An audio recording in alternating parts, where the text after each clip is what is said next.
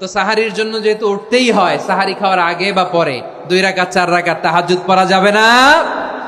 রব্বুল আলামিন বলেন, ওয়ামিনাল লাইলি ফাতাহাজ্জাদ বিহি নাফিলাতান লাকা আসা আইয়াবআসাকা রাব্বুকা মাকামান মাহমুদা।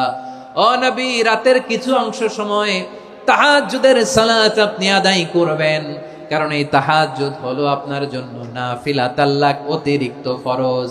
আপনাকে মাকামে মাহমুদে অধিষ্ঠিত করবে কে? এজন্য যারা সম্মানিত হতে চান, সম্মানের আসনে যেতে চান, তাদের জন্য তাহাজ্জুদ অবধারিত। আমরা রমজানে সাহারির আগে তাহাজ্জুদ পড়তে চাই কি চাই না? এই নামাজটারে আল্লাহ বড্ড ভালোবাসেন। কেন জানেন? কারণ গভীর ঘুমকে স্যাক্রিফাইস করে আমরা এই নামাজ পড়ি। ঘুমের আরবি জানা আছে কারো? ঘুমরে আরবিতে কি বলে? অনেকগুলো আরবি আছে। একটা আরবি হচ্ছে নুআস, তন্দ্রা, তন্দ্রা, আমানাতান নুআস কোরআনে এসেছে। আরেকটা আছে ঝিমুনি, ঝিমুনি, এইভাবে ঝিমুনি আসে ঘুমের আগে, এটারে বলে সিনা। এটারে কি বলে? সিনা। স্বাভাবিক ঘুমকে আরবিতে বলে নাউম। স্বাভাবিক ঘুমকে কি বলে? এই সিনা আর নাউমকে আল্লাহ এক আয়াতে এনেছেন, লা তাখুযুহু সিনাতু ওয়ালা নাউম। আল্লাহর তন্দ্রা নাই, ঘুম নাই। ঘুমের আগে যে তন্দ্রা আছে ওইটাও নাই। তাহলে নুআস, সিনা, নাউম পেলাম।